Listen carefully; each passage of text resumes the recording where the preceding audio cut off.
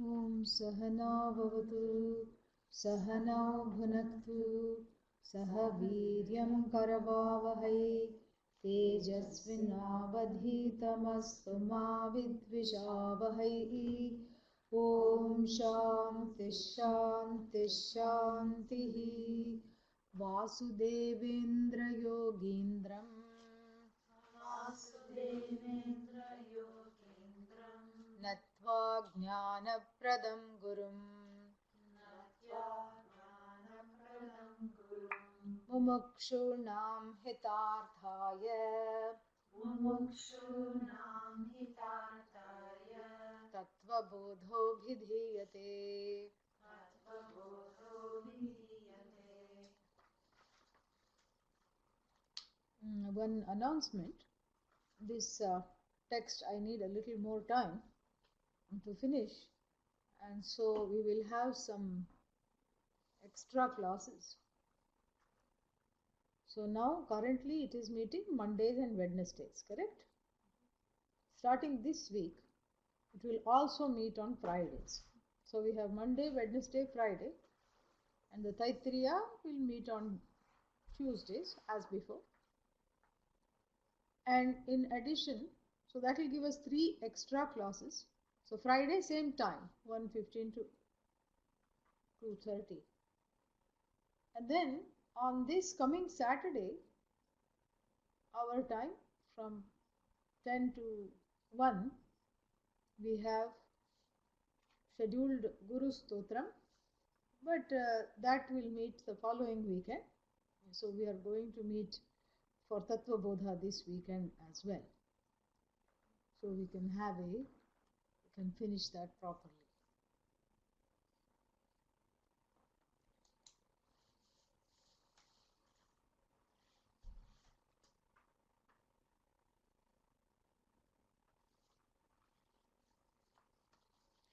Discussing the body, the gross body, correct? Actually, it was what is the gross body? That was the question. Yeah. Sthula Shariram Kim. And here we saw he gives a lot of different definitions. And if you're following the book that we have here, I don't know what book the online book is. You'll have to find it out on your own. But if you're following the book here, it's page 13. Sthula Shariram Kim. What is this gross body? And he gives a very involved response. What is this gross body? I mean, it doesn't require such a long thing, but he's very thorough in the definition. And we saw most of it except for the first one. The first one we are yet to see, but Sat Karma Janyam, that this body is a result of good deeds done in the last life. Yeah. And this is because of the wonderful things one has done. To get a human body is not an easy thing. And this is reiterated here, Sat Karma Janyam. And then, just as I was starting to get really happy, oh, this body is a product of the good deeds done, yippee. And the very next thing puts things in perspective. Sukha dukkhadi bhoga ayatanam. Don't think too much of this. It's just a vehicle to experience joys and sorrows. Yeah. It's an upadhi. It's a vehicle through which joys and sorrows are experienced. Now, where do the joys and sorrows come from? Where do they come from? They come from raga dveshas. And then, of course, we have to go the long route now. All right. So, where do the raga dveshas come from? Desires. Where do the desires come from? Ignorance. Okay. And because of ignorance, what happens? One big link we are forgetting. What happens because of ignorance? We keep being born again and again. One keeps, yeah. So if something makes me happy, correct? I suddenly get something wonderful. It could be a small happiness, chocolate happiness, yeah. And So that's why many times children come to class because they know what's going to happen at the end. There is going to be chocolate happiness. So you see, these are small happinesses, but even to enjoy the small happinesses, what do we need? You know, good karma. Yeah, you need good karma, and you need a body to be, which becomes the vehicle for the expression of that happiness. Now, when we talk about happiness, the not so happy moments also have to be counted. And so, when some not so happy moment unfolds, again it is because of the past karma, correct? Yeah. So, this body is just a mantle for, what should I say, for the karmic wheel to just express through this body. Yeah, one day happy, one day sad, morning happy, afternoon, grumpy. Yeah, this is the life. And so this body is just responding to the, it's just a it's just a vehicle for the expression of karma from the past. That's all it is. And here we take it so seriously, that is why it is talked about. And then it is further subject to the sixfold modifications. We have seen that. It's born, and then what? It survives birth, then it grows, and then it goes. No, we are missing a couple of things. Then it becomes capable of, yeah, it undergoes some, changes, becomes capable of being able to reproduce, and then what? It matures, and then after that, everything drags and sags. And then finally, what? It goes. This is what the body is. Okay? And then what else? Shadvikara Vat, the one who is subject to the six modifications is this body. Then, of course, the question comes, what is this body made up of? Five elements. Yeah. Five elements means you don't see fire, correct? Yeah, sometimes when somebody looks at you, you see the fire in their eyes. if they're in a bad mood. Or sometimes the fire touches through the speech. But that's not what we are talking about. Literally, there is not air and fire, and water, correct? So, what do we mean by the fact that this body is made up of five elements? So, the five elements are not in their pure form, are subtle. More about this later, but let us just do this right now. So, the five elements in their pure form are subtle. They are called tanmatras, tanmatra, and they are subtle. So, like the air is not really, this air that we see is not really air. It's the grossified form of the air element. More about that very quickly. So the subtle air, so in the beginning, what was created? Again, within heavy quotes, there is really nothing that is created that is separate, but what manifest was not just space, subtle space. And from the subtle space, subtle air came, akashad vayuhu. From the subtle air, subtle fire. From the subtle fire, subtle water. And from the subtle water, subtle earth. This is the model. It's just a model. Because we keep asking, how was this world created? That's why we have to come up with something. Yeah. So this is the model. Now, this is not what is, the point of this is not the cause of the human body. The human body is made up of elements that have undergone a process of what they call, for lack of a better translation, grossification.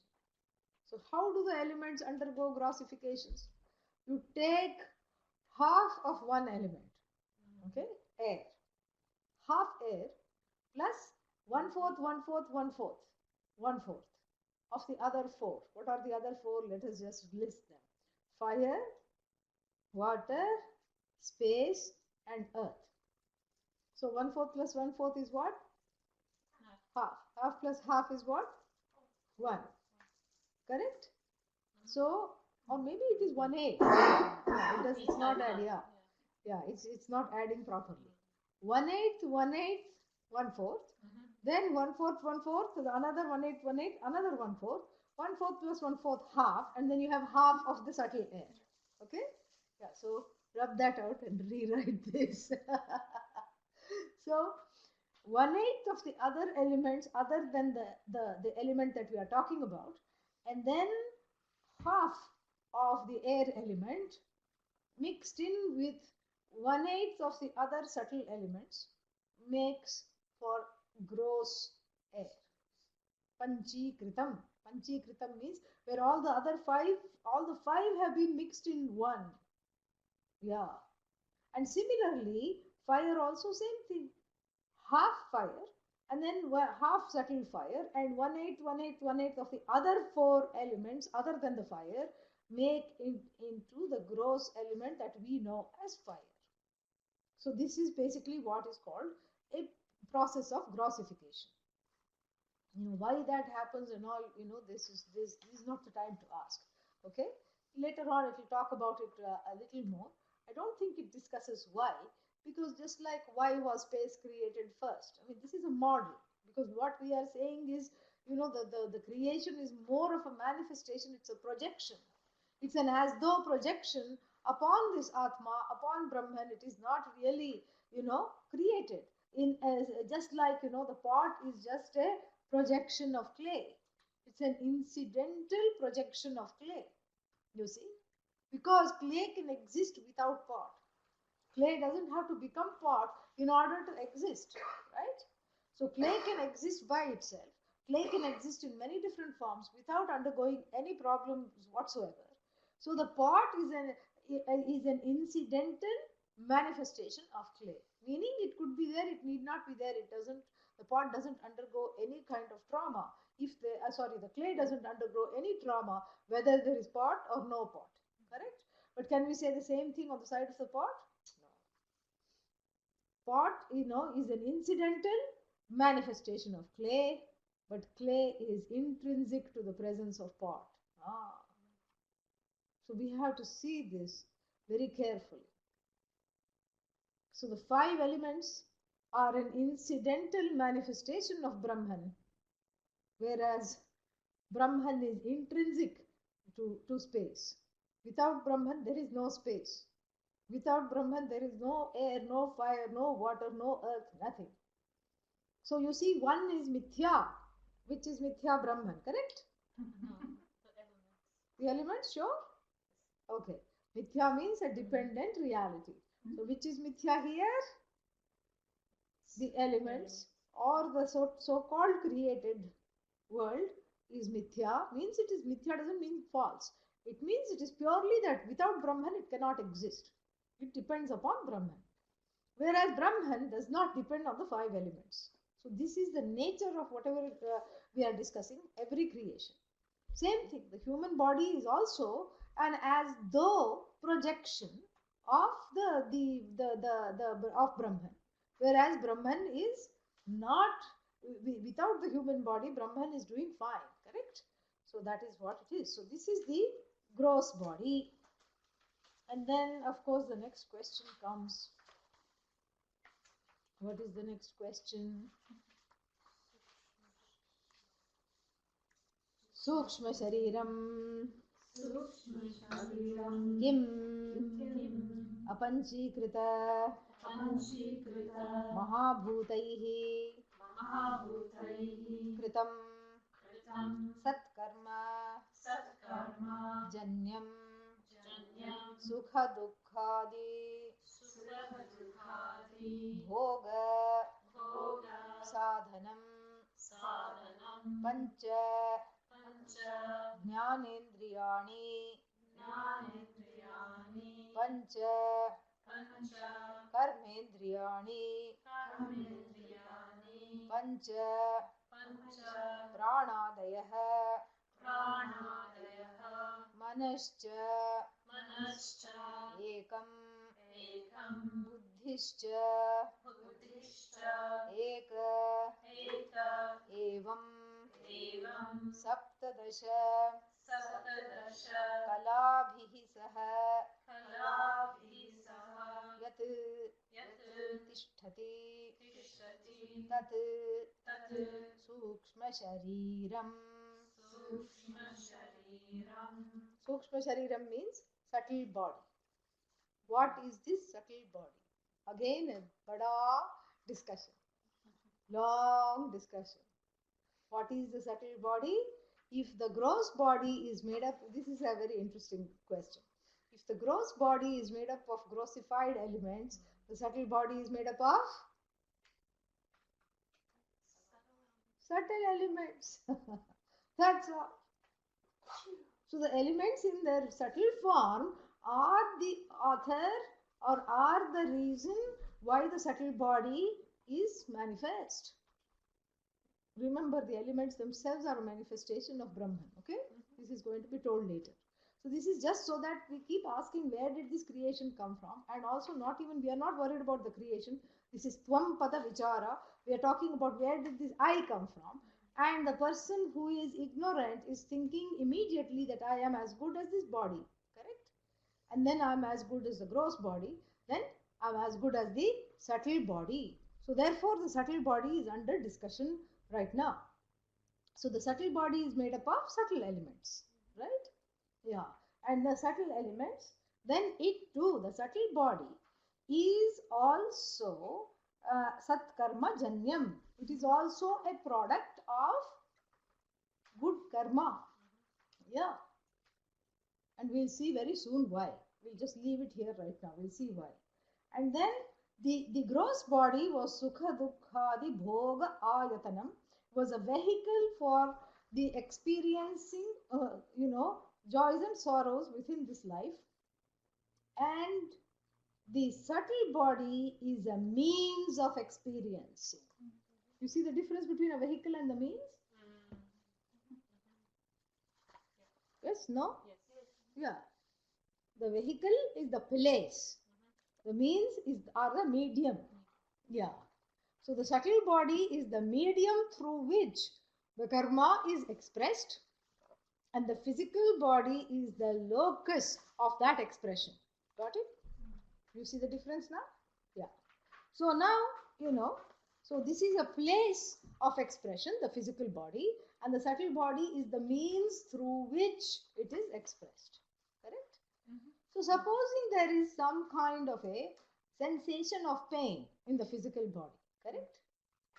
Now that it's not complete, right? Where do I cognize the pain? In the mind, The body doesn't say I am hurting, right? The body is a place where the pain is located. But where is it experienced? The mind becomes a means where the pain is experienced, right? Yeah.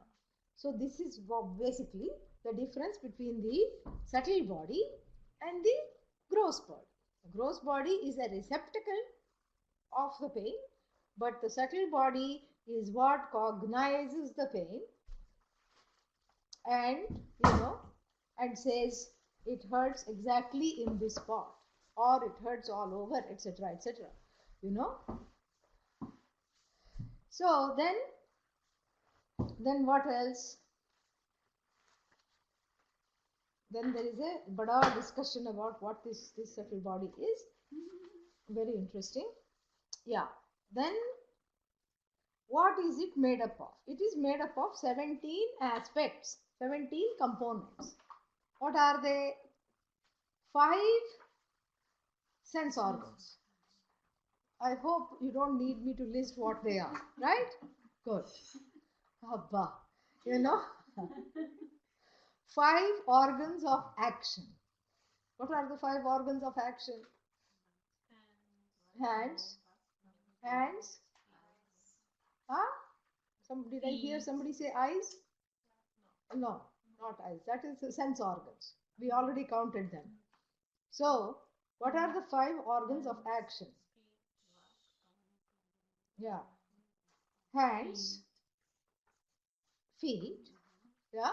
That's 4, right? 2 hands and 2 feet. No. Hands, feet, the organ of speech, reproductory and excretory organs. 5 organs of action. Okay. So now we have how many components? 10. 5 organs of actions and 5 jnanendriyas or sense organs, right? And then the 5 pranas. Prana means what? We've been studying about prana a lot in the Taittiriya class. Yeah, see, it makes no difference if you substitute Fridays with Tattva Bodha. Still the same thing is being studied.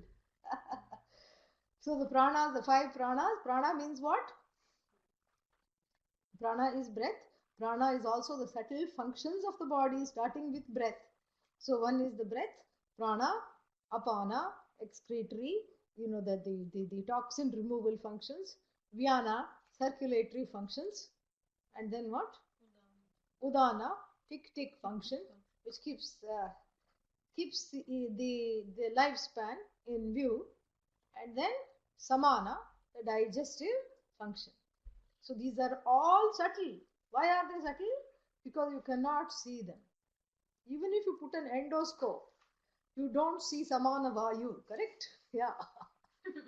You can go in all right, but you're not going to see samana vayu in action, right? So therefore, it is subtle. So how many do we have now? 15. 15. And then the mind. The mind here has a very specific definition in the tradition. Mind means that which is waffly, that which cannot make a decision, which keeps doubting itself. The faculty of constant doubt is called manaha. Sankalpa vikalpatmakam means one minute it says, I think I'm going to study Vedanta. Next minute it says, never mind.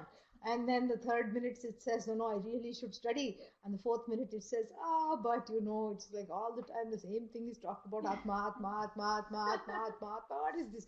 I'm not going to study.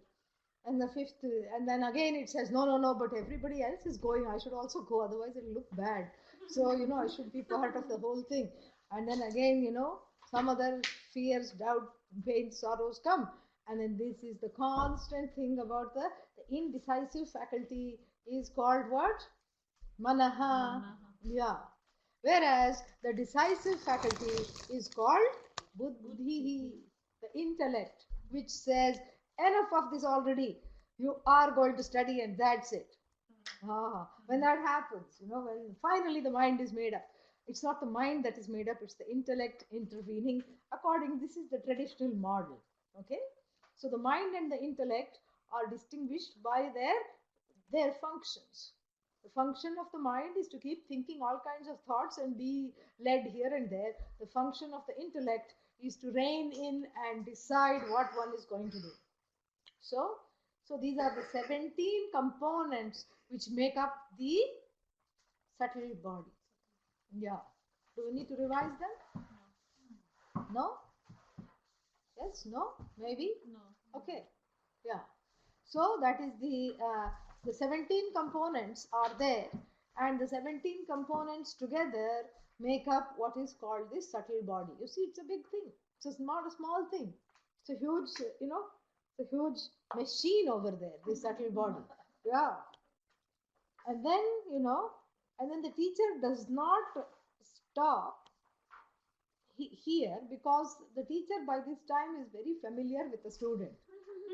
Because the student now should ask the question, pancha jnanendriyani kani. He should ask this question now. Which are the 5 organs of whatever, 5 sense organs means what. And so the teacher obliges by just answering that question. Shrotram, Vak, Chakshu, Rasana, Granam, Iti, Pancha, Jnanendriyani.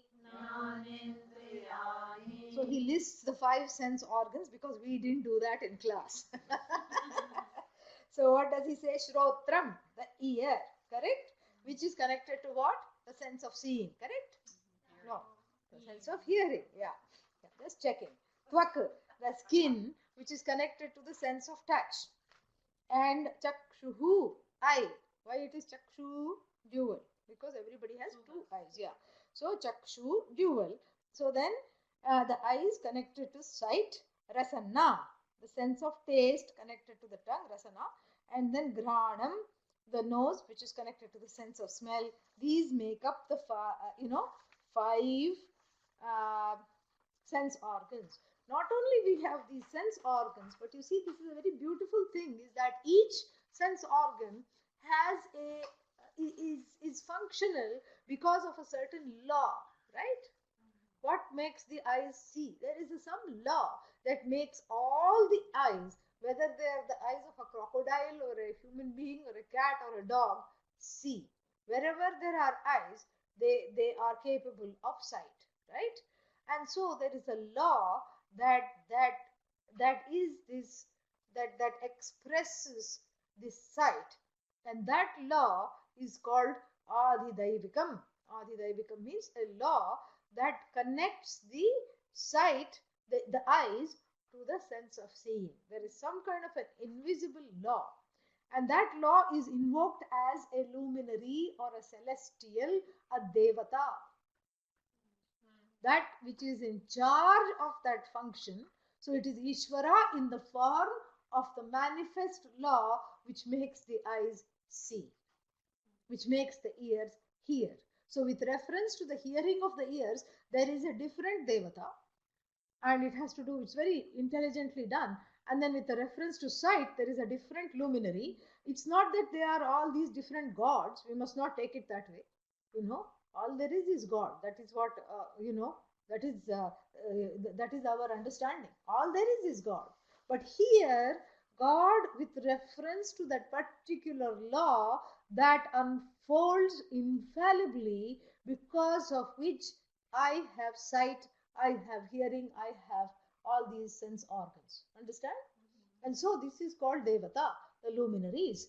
And so then each of these sense organs, and this we have to listen to carefully, because if any time we have any problems with the sense organs, we know which deities to invoke, to seek help from, because there is a certain connection.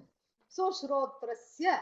So for the ear, for the hearing, what is the luminary? Space. Yeah, because the hearing takes place where? In space. And so the space is, how do we know space? We don't know space just by as space, right? We know space in the form of the 10 directions. See, always, even before every prayer, we invoke the directions. Yeah, we have to invoke the directions.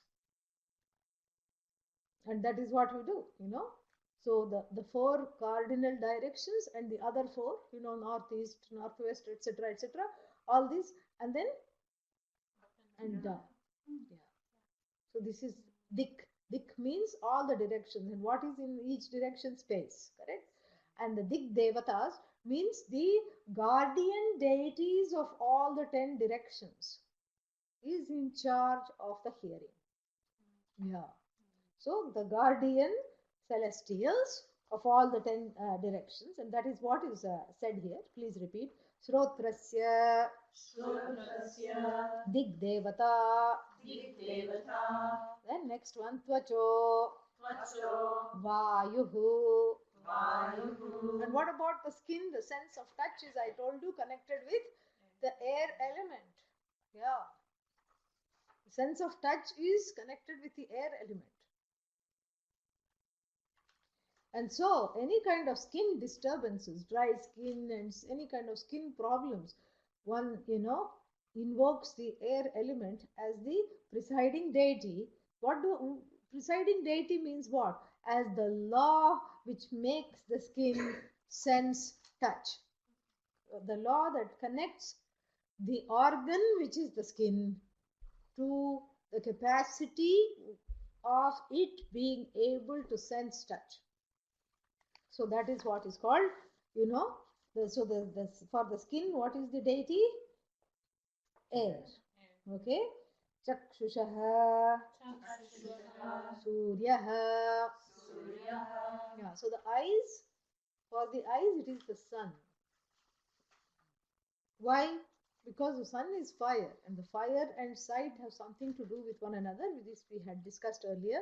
And in the same vein, something else we should know is that we just, because in the presence of light, everything comes to sight. right? Without light, you cannot see me sitting here, right? It would be pitch dark.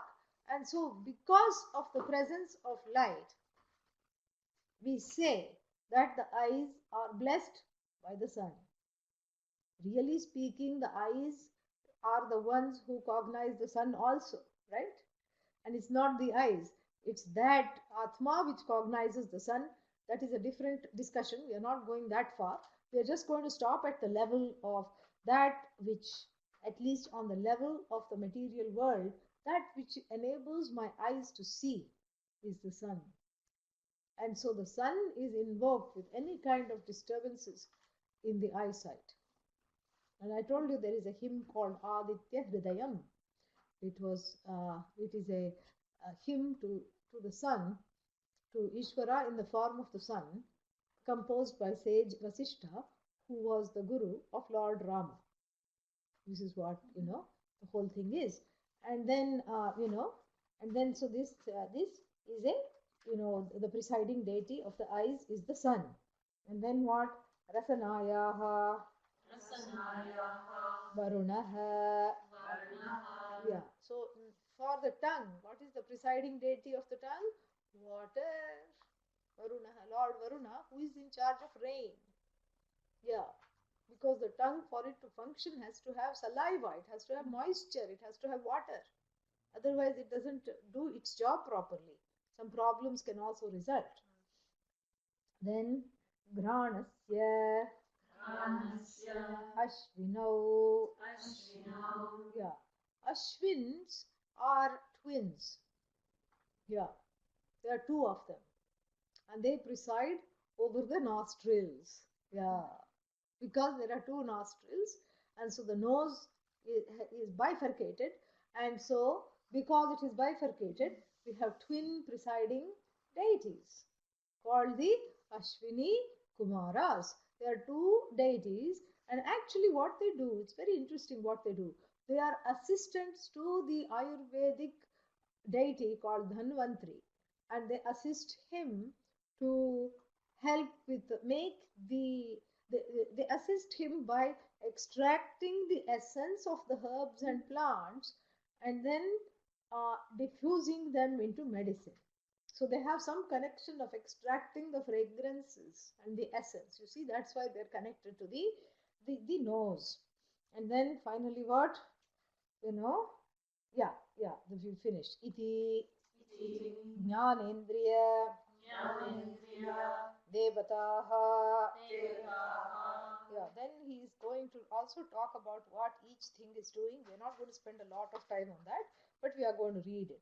Shrotrasya Vishayaha Shabdagrahanam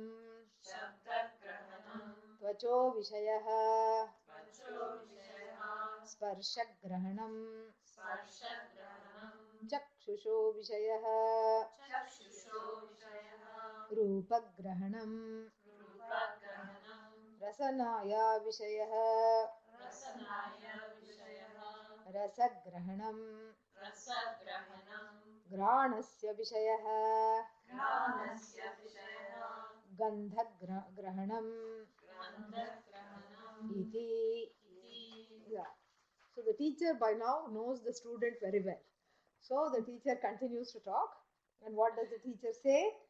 The teacher says not only do they have presiding deities, meaning there is not any whimsical aspect why the eyes function. And the eyes don't function whimsically for each person. There is a uniformity, and wherever there is a uniformity, there is Ishvara. Wherever there is uniformity, there is a law.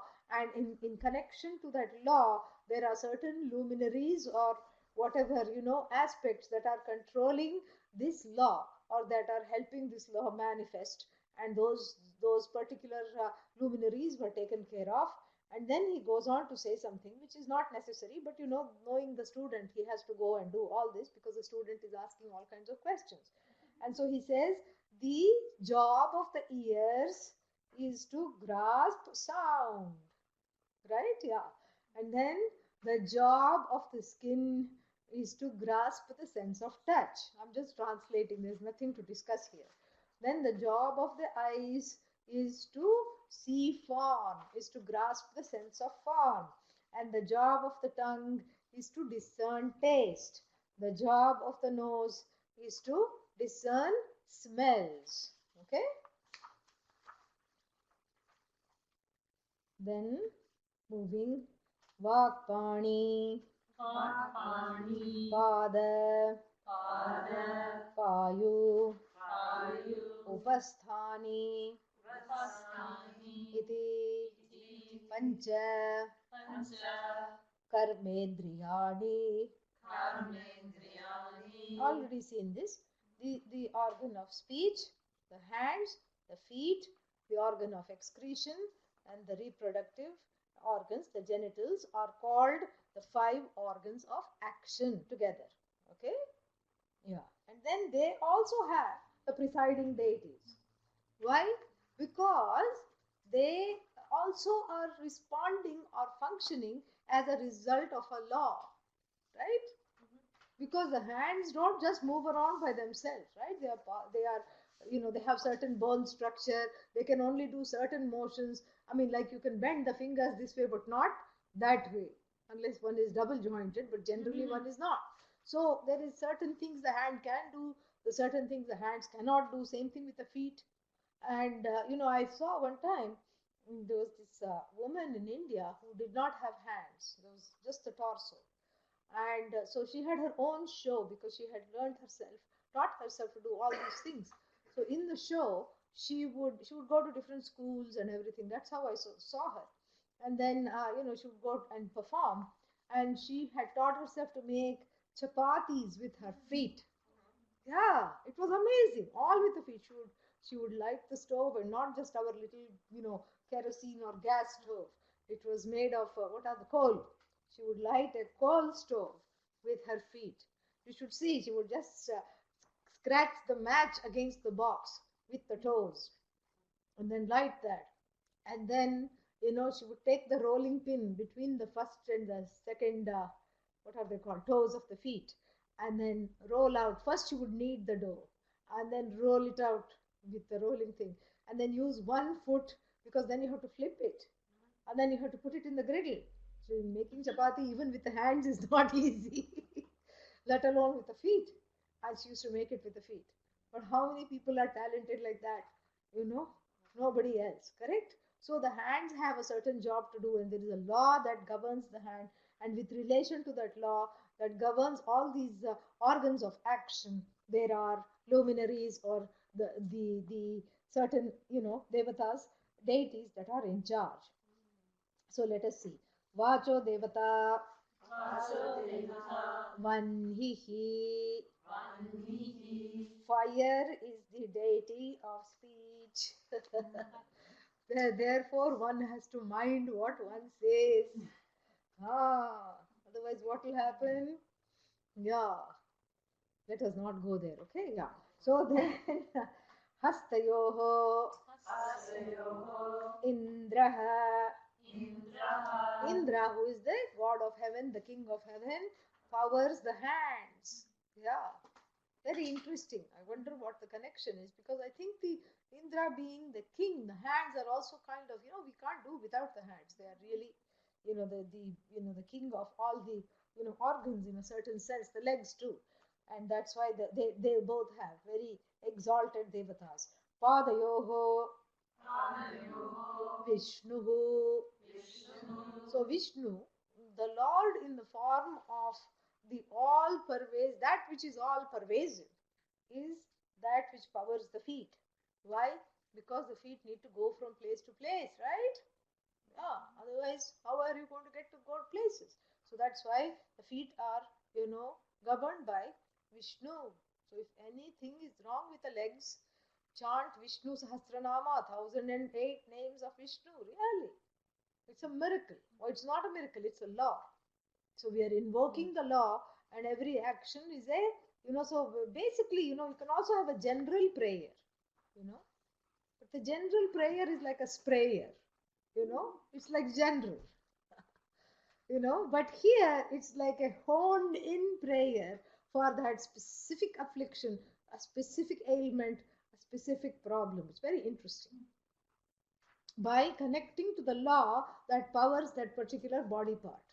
Very interesting.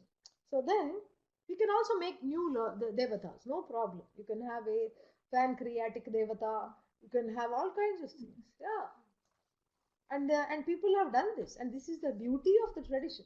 You go in South India, and there are all these what is that?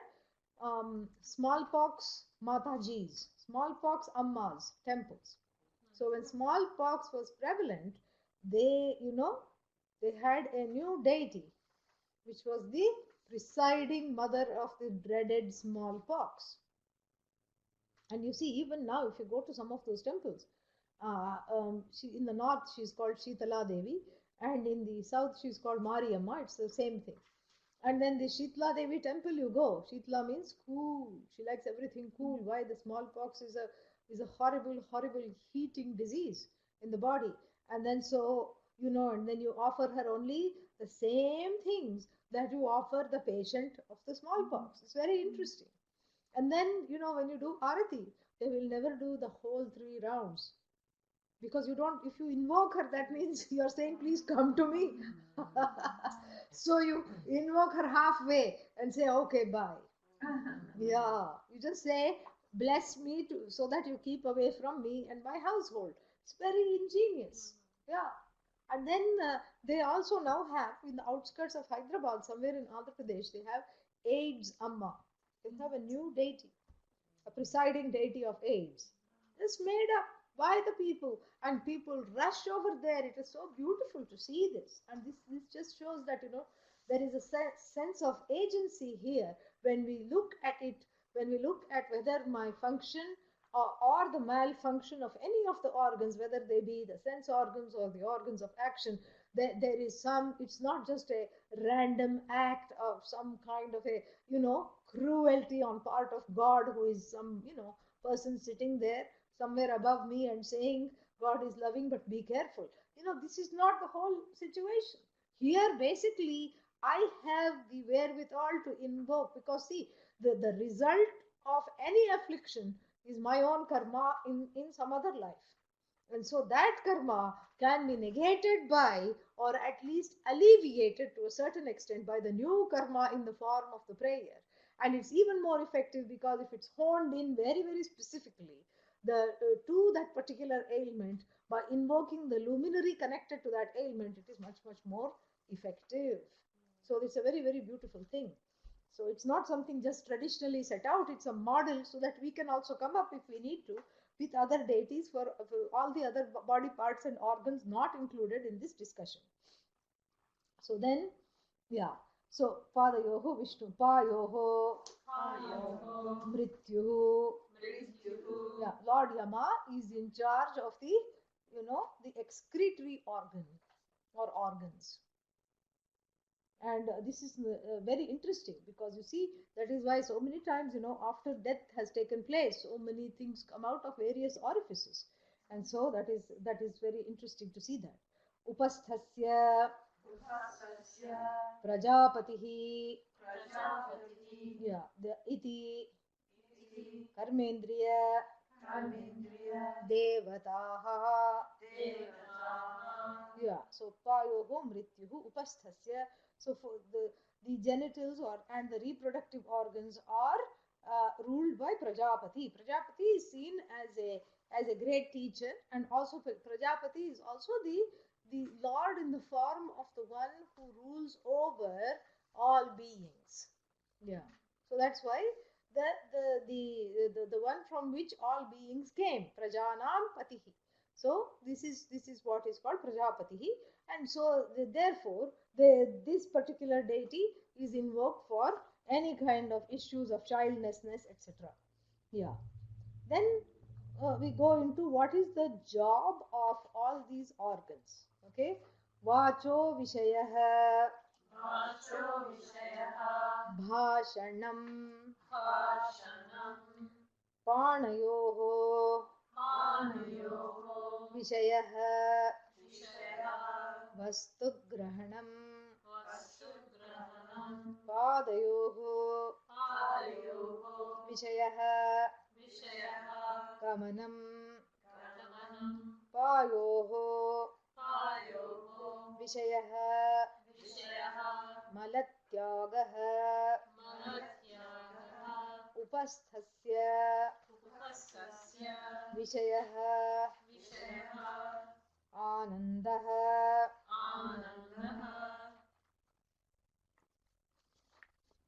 Okay, so the functions, what are the sphere of activity of each of these organs? What are the functions? So the function of speech, the function of the faculty of speech is what?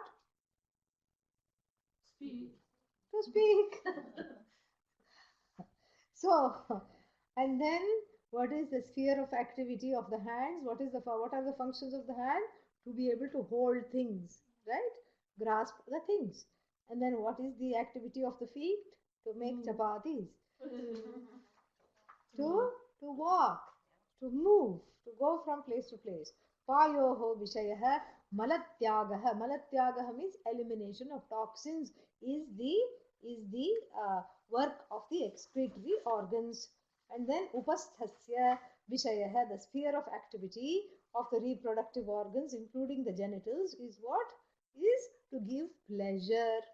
So this is what is the 5 areas or 5 organs of action.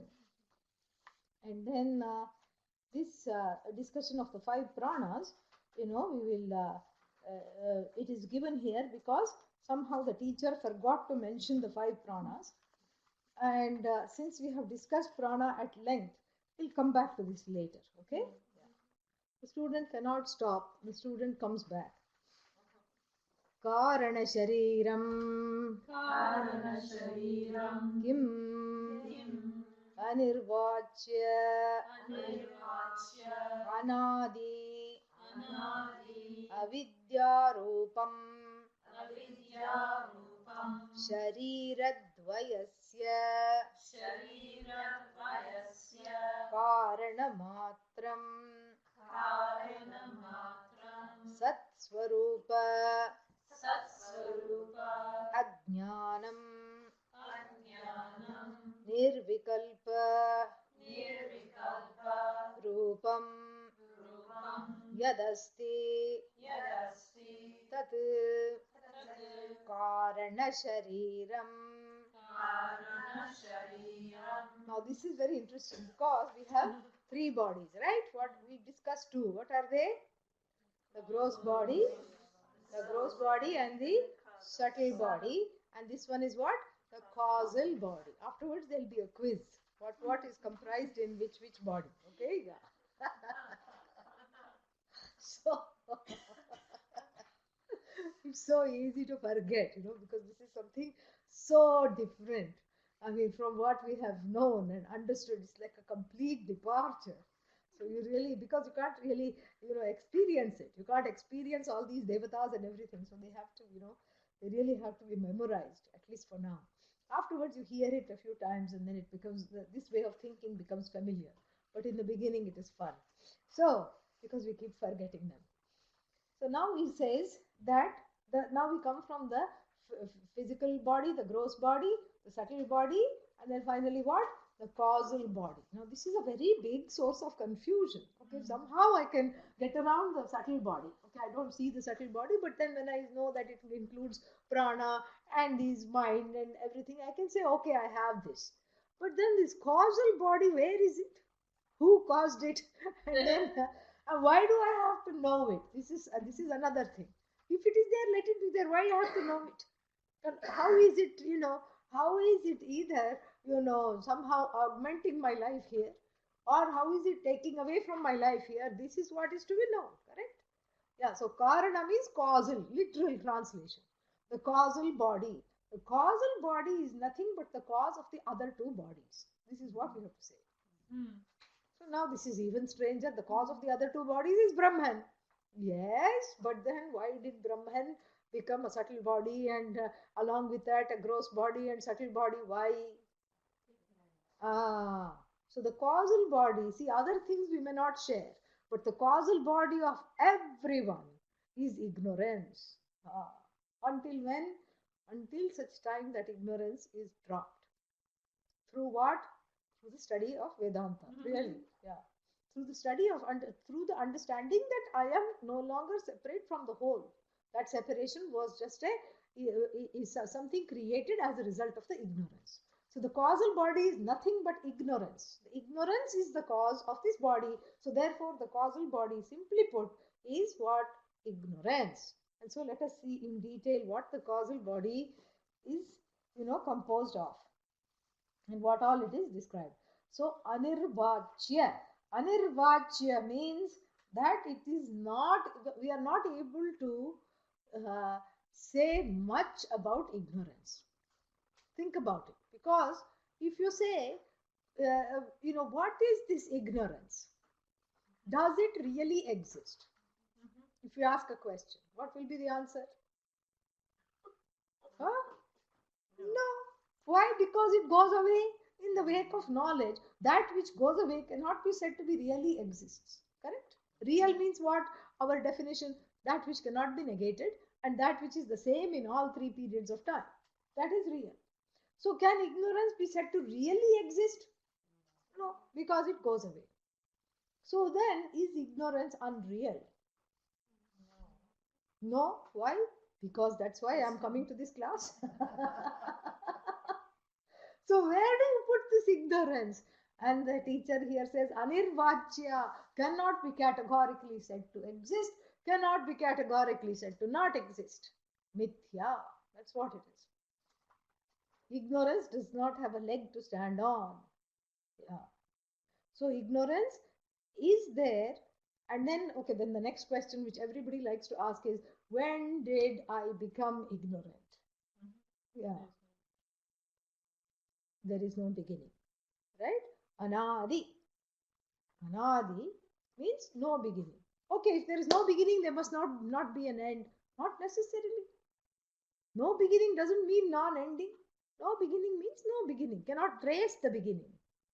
Because you see why they say that, this is again intriguing. Because everybody says you cannot trace the beginning of ignorance.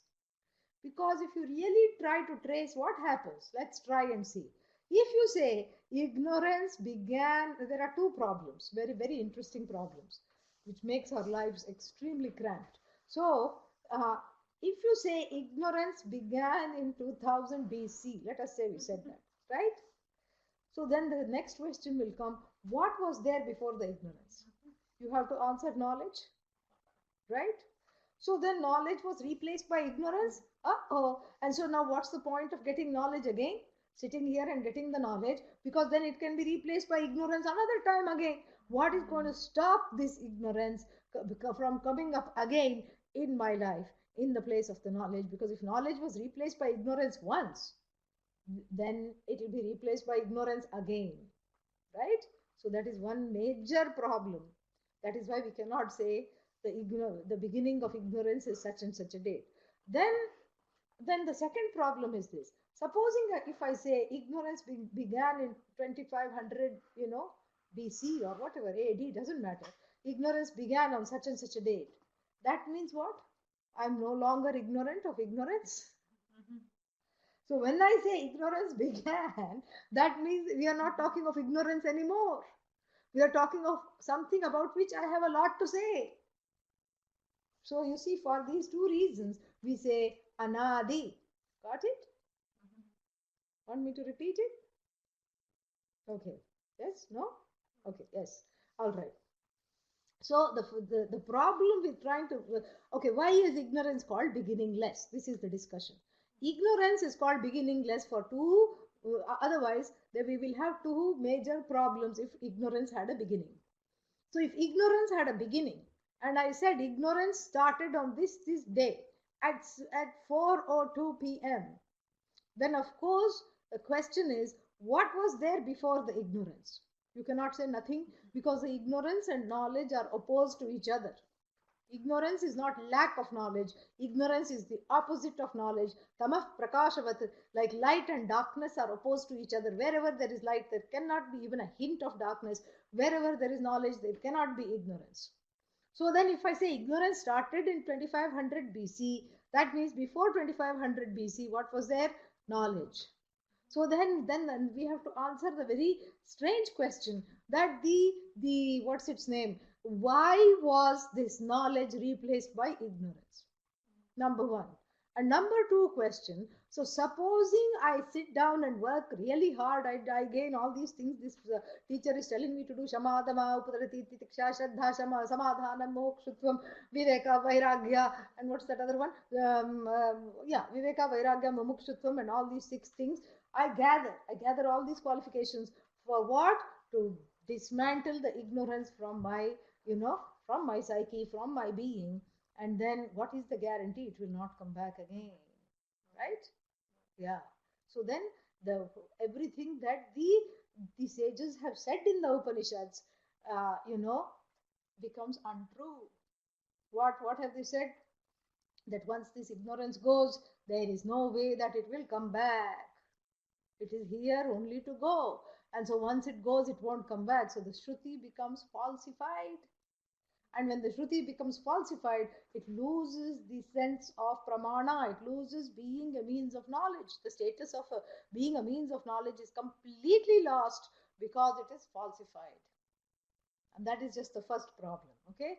And now the second problem, if I say that I'm going to give ignorance a beginning, and this is when the ignorance started. Let's say I did a lot of research and found out when ignorance started. Then I'm no longer talking about ignorance. I'm talking about something I know, right? Yeah, I'm not talking of ignorance. So therefore it says anirvachya. I can't say a few words about it. Anadi, beginningless. Beginningless means what? The less said about the beginning, the better. Therefore, beginningless. And then furthermore, what is, avidya rupam, in the form of not knowing. You see, it's a negative definition. Not knowing, ajnanam, opposite definition. In the form of not there being knowledge, and then the cause of the other two bodies, sharira dvayam, dvayasya. So the cause of these two bodies, which two bodies? Somebody on the road and somebody else, right? No. The physical, the gross physical body and the subtle body. The subtle body and the gross body is caused by ignorance, because when one is born, one comes as a package. The subtle body and the gross body together are born, right? It's not that the gross body is first born and the subtle body follows after 2-3 days. That cannot be. Yeah, it is born at the same time. And always, because it's an immutable law, you will find that the subtle body that presides in the gross body is always matched. So the monkey gross body will have a monkey mind, right? Yeah. The frog gross body will have a frog mind. So we won't find, even though sometimes people behave like monkeys, it's still that they still have a human mind. They don't have a monkey mind. Yeah. So that is what is the cause of the other two bodies, and then karanam, karanamatram, and the main cause, and then sat swarupa ajnanam. So how is it characterized by? It is characterized by ignorance of one's nature. Yeah, what is this causal body? The causal body is nothing but a sat swarupa, my nature as that which is the truth of all existence. I have no idea. Sat swarupa ajnanam. Ajnanam. So it is characterized by the ignorance. The causal body is nothing but ignorance of one's own nature. And then what? Nirvikalpa rupam. Nirvikalpa rupam means it is non-dual. Oh, I thought only Brahman was non-dual. Ignorance is also non-dual. Two non-duals. How? Well, ignorance really doesn't have a being. So, but how do you say ignorance is non-dual, nirvikalpa? It doesn't have any divisions. Think about it. If you say I am ignorant, let's make a division, okay? You cognize the ignorance. Is there any more ignorance? No. There is knowledge of the ignorance, but then it's not ignorance at all. I mean, it stops being ignorance. So therefore, it is nirvikalpa, just like samadhi, ignorance. Ignorance also has no vikalpa, meaning as soon as it's a slippery thing. It's like the ego. You say, E, where did you go? It's gone. It does not stand inquiry. You start looking for it, it's gone. Similarly, you start looking for the ignorance, it just says, I'm out of here, Yeah, it's getting really hot. I'm out of here. I cannot handle this. This third degree. So the ignorance is that which cannot withstand inquiry. So as soon as I start to do inquiry, first it creates a ruckus. First it says, no, I've been living in this, in this jiva for such a long time. I can't move out. I'm getting the eviction notice. And what does the eviction notice read? Tattvam asi. That is the eviction notice for the ajnanam sitting here. It's getting the pink slip. Yeah. It says Tattvam asi. You are the cause of the universe. You are not separate. You are the whole. And then this ignorance is having a fit. First it has a fit. First it says, no, I'm not going. And then what does it do? It does a few things. It sort of, bands together. It creates a band of, mighty warriors. And it goes and it attaches first to the one, who seems insecure. Who is the one who seems insecure? The I notion, ahankara. It attaches to the ahankara and says, you know what, looks like you are being displaced. Actually, it is being displaced, but it as though attaches to the ahankara and identifies with it and says, you are being displaced. And, beware of Vedanta, because this is not fun.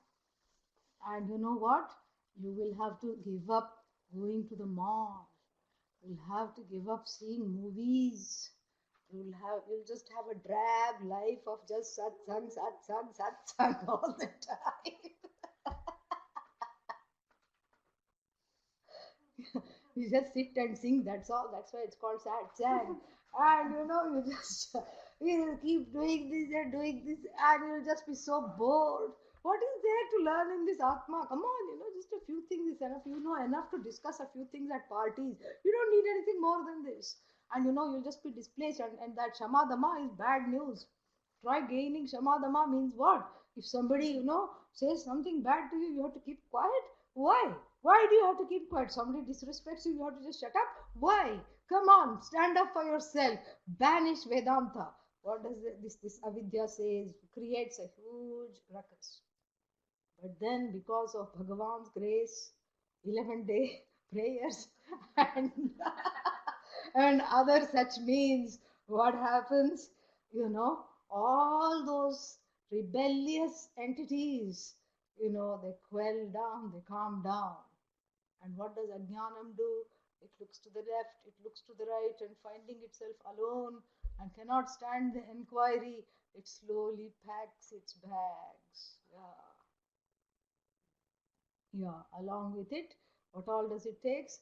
It takes karma, it takes the karta, it takes the sense of doership, it packs up the sense of, victimhood, it packs up the sense of I am the doer, it packs up all these, it packs up rebirth, it packs up samsara, and then slowly, when nobody is looking in the dead of the night, it goes away, leaving the psyche free to pursue this knowledge, and to abide in one's own glory.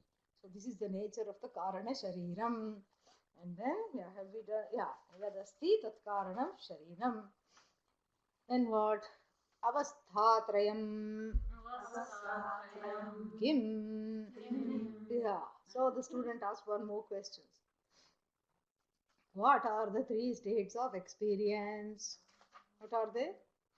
Sleep, sleep, and sleep. That's what everybody is wishing. Huh?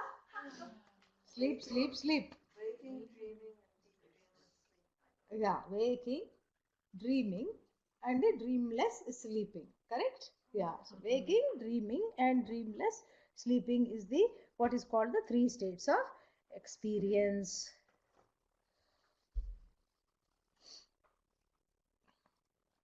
Jagrat. Jagrata, Swapna, Swapna, Sushupti, Sushupti, Avastha. Avastha. Yeah, Jagrat means sleeping, right? No. No, wait. Yeah, it was just a ploy to wake you up. Okay. So, Jagrat means what? Waking. Waking. Yeah. Sushupti means what? No, sleep. Sleep. And Swapna means dream. Yeah. So, these are the three states. And this person really seems to have a very too basic an understanding of life. Jagradavastha. Jagrata, Ka. Ka. What is the waking state? He asks. Maybe he's dreaming.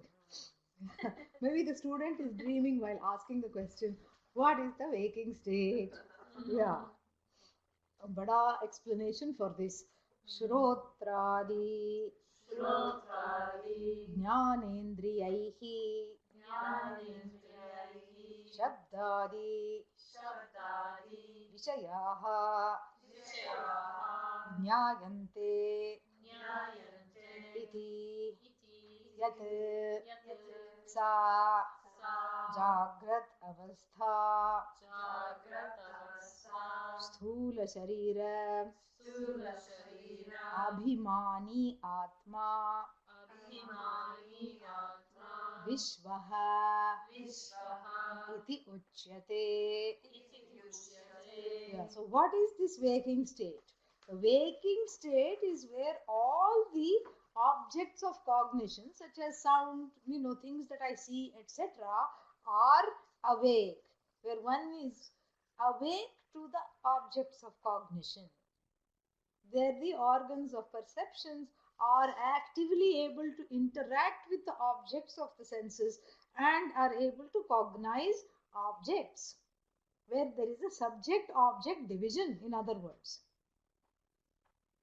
And then the Atma, meaning the I notion that identifies with the waker and says, I am the waker, is called Vishwa. The individual waking being identified with the waking experience is called Vishwa. And what is the waking experience? The waking experience is one of duality. And what kind of duality? Where the sense organs and organs of perceptions are able to cognize and objectify the sense objects and interact with the sense objects.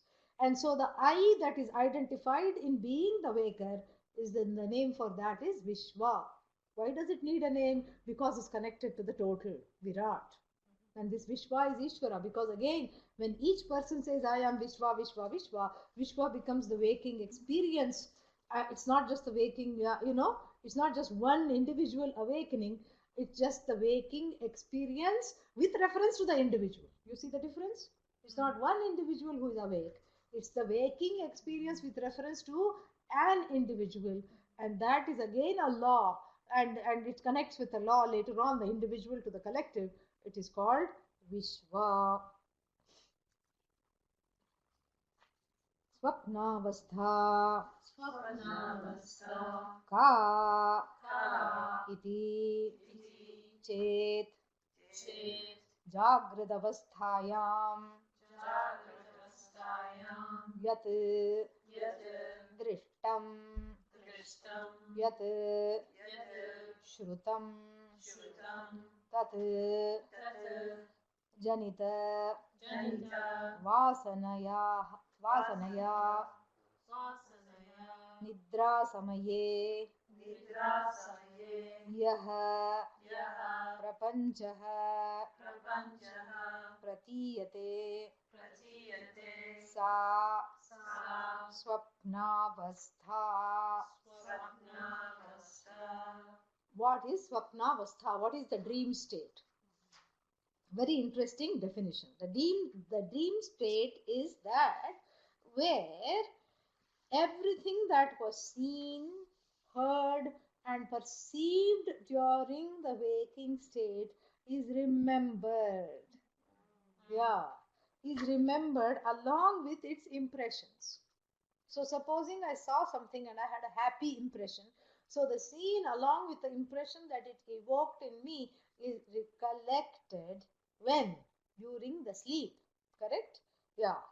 And in the sleep, there is a perception of in the dream, there is a perception of a dream world. A dream world of memories, cognitions, imprints, impressions, fears, and desires, which made up the sum total of my waking experience, which are now being recalled in the dream state, that in which state is called the dream state. Okay? And then when the person says, I am a dreamer, of course, the person cannot say, I am a dreamer. We have to say, I was a dreamer, right? You cannot say, I am a dreamer, because then that won't be a dream. Then that the person will be awake. So when you hindsight cognize the dreaming state, so the individual I that is identified with being a dreamer, how do you know you're identified with being a dreamer? No, because at the time of dreaming, you don't know this is a dream. That's how this is identified with being a dreamer, right? So, when one is identified with being a dreamer, the individual identification with the dream state, the individual I identified with the dream state is called Taijasa. Okay, so we have Vishwa, the waker, who is identified with the waking state, and the dreamer, who is identified with the dreaming state, is called Taijasa. Now, this is very interesting because the dream is nothing but one's own knowledge. Yeah. One's own knowledge, whatever one has picked up in the whole life, whatever one knows, only that one can dream. One cannot dream of something unknown. Only that which one knows. Very interesting. And the dream also, he doesn't talk about this, but the dream also serves as a very safe outlet to exhaust karma and to come to some understandings and realizations about one's own self. Exhaust karma means how, supposing somebody had a rage about somebody else and they really felt they wished they could kill them, and then they had a dream of beating them to a pulp. So safely all that fear and aggression was,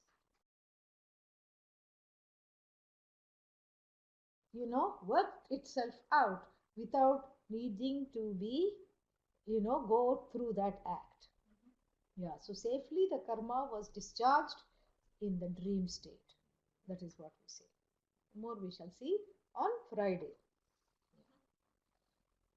Om Purnamadah Purnamidam Purnat Purnamudachyate Purnasya Purnamadaya Purnamevavashishyate. Om Shanti Shanti Shanti. Harihi Om Shri Gurubhyo Namaha. Harihi Om. Any questions are there? I'll answer some. Yeah. Is that the same as flow? Is that the same as slow? Flow. Flow. No, it's the subtle. That which is subtle is called Hiranyagarbha. The subtle universe. No, that which makes, that it is both the potential to move and the power and the subtle power behind the movement. Behind any discernible movement is the indiscernible subtle power that makes something move. Is it the state the guru body moves but the guru does not move? No, it is what makes everything move. Yeah, as though it is Ishvara in the form of, it is Hiranyagarbha is nothing but Ishvara with reference to the manifest universe, the subtle aspects of the manifest universe. Movement is sentience. No. Movement is actual movement. We are talking of a manifest universe, not sentience. But anything, sentience is found where there is movement.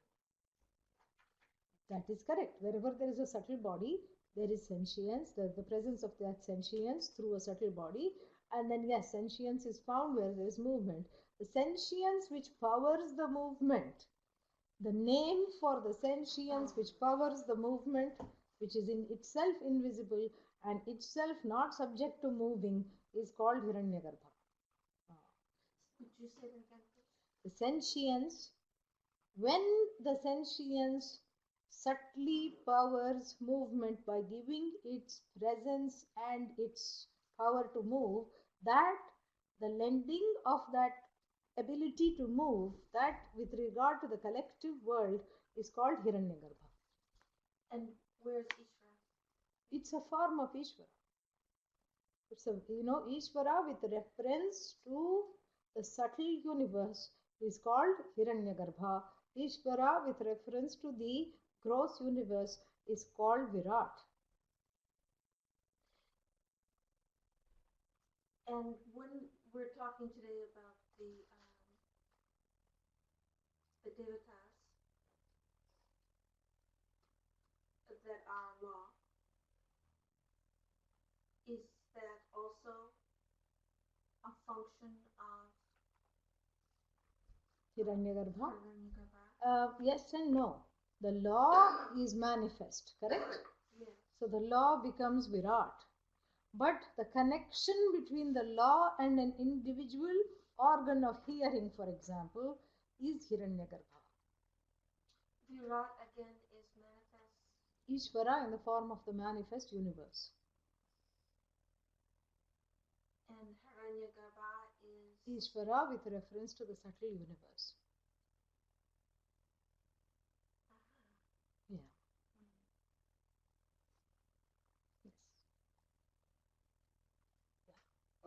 Why does it say that you can't have a dream unless you've already seen the subject? That's not accurate at all. It's very possible to have dreams of other dimensions or other worlds that you've never seen or ever been to. And there have been many scientific discoveries and inventions that have never existed that were made because someone had a dream that was an insight. I've researched it extensively, and that's not accurate at all. And why does it say that? It's talking of, it's not talk, first of all, you have to understand what it is talking about. It's talking about not some unusual, it's talking about the rule, not the exception. The normal, okay. Yeah, okay, it's okay, not okay, talking about okay. lucid dreaming, for Okay, example. okay. And it's not talking about other, see, even if I dream of other dimensions, I must have gone there. If not in this life, in other lives, there is no problem. Okay. Yeah, there's no problem with that either. And the insight that comes in the dream, which powers scientific inventions, the insight is what? That insight is already something that I already knew. It was 2-3 things that I knew suddenly came together. You see? Yeah. So the only exception here is what Carl Jung would call the process of lucid dreaming, which is a form of really a meditation where the dreamer knows that I am dreaming, but that is few and far between, and we are talking not of the exception but the rule. Yeah. Yeah, I was going to ask about lucid dreaming. I have had frequent experiences where I'm wondering if I'm dreaming. So I check to see if I can fly. And if I lift up and I can fly, oh, I'm dreaming. Of course, I wouldn't have to wonder if I wasn't dreaming.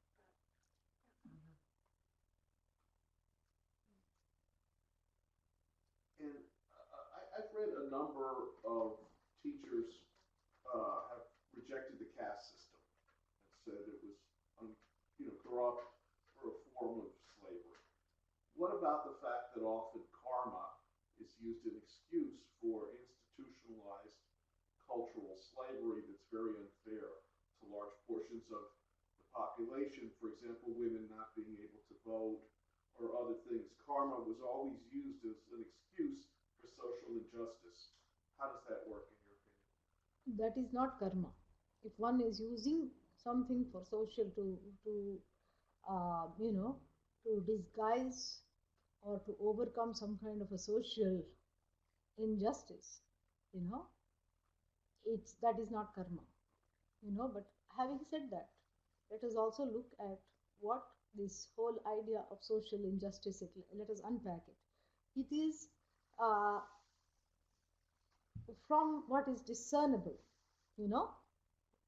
what we can see is that it is, what we see is the abuse of free will on the part of a group of people against a different set of people, right? Yeah. So now that is not karma, you know. If if somebody hits a helpless animal that cannot even express itself or defend itself, and then says it was its karma to get beaten, that is not okay. That is not what we are talking about at all. Now, having said that, why then we have to wonder something else. This is just to wonder, because we cannot categorically say, who am I to say that this is somebody else's karma, you know.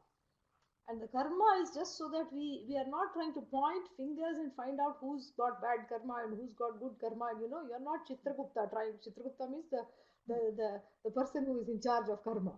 Ishvara, with reference to the one who is in charge of individual karma. We don't have to be baby Chitraguptas here trying to, sort of check this. You have bad karma, you have good karma. It's none of our business.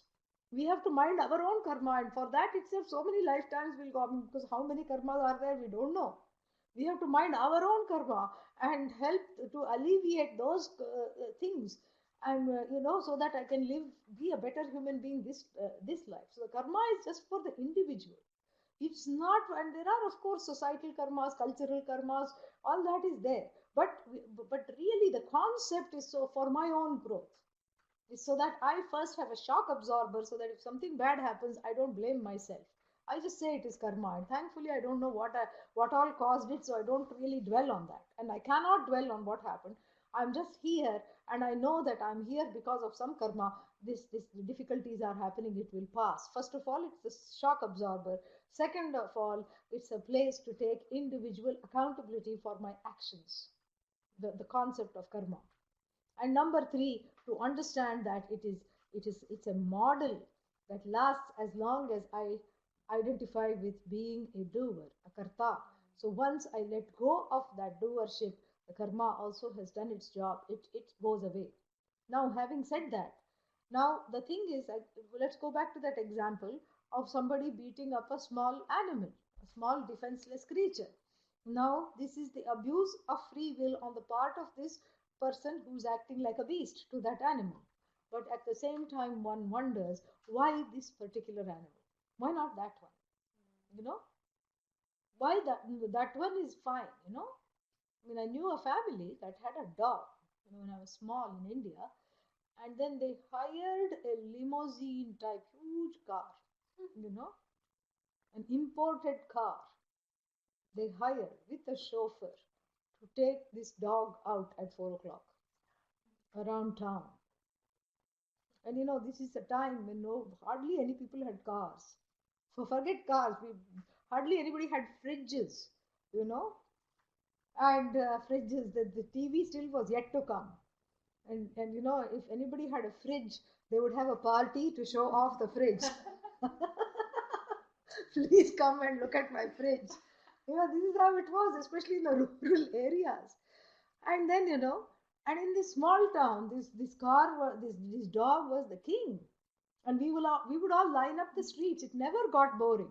Every day I would run out to see this dog, and I would always think, what karma what good karma this dog had. I wish I had this karma to be sitting and going.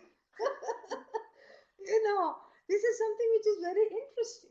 Whereas so many other dogs I would meet on the way to school would just be like the target of every urchin's stone.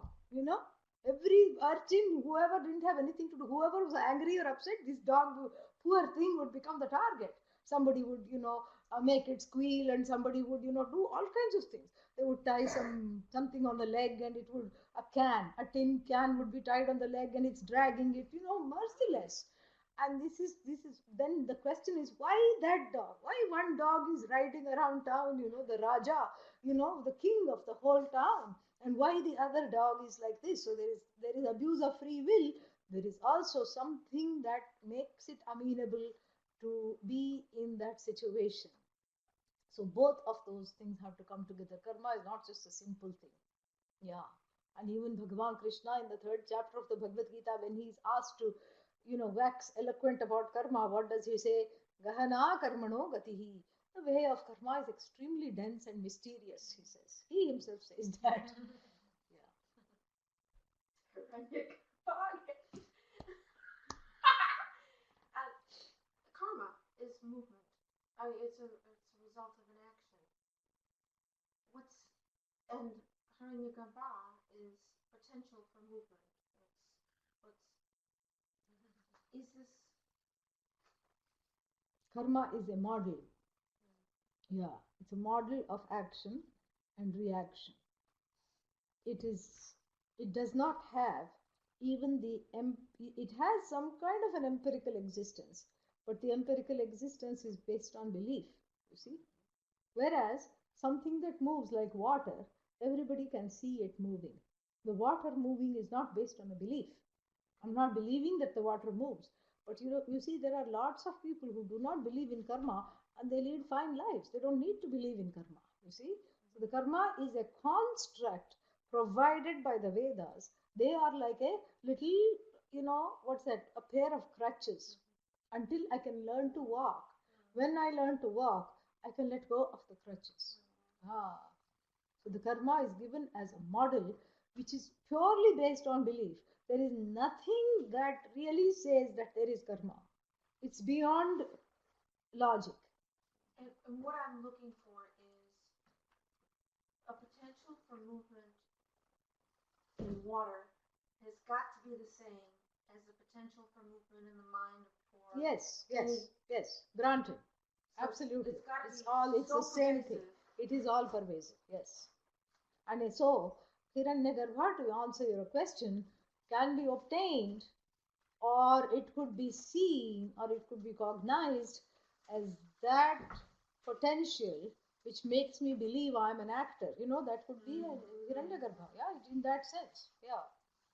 Which ties me to this whole sense of karma and results of action, yeah.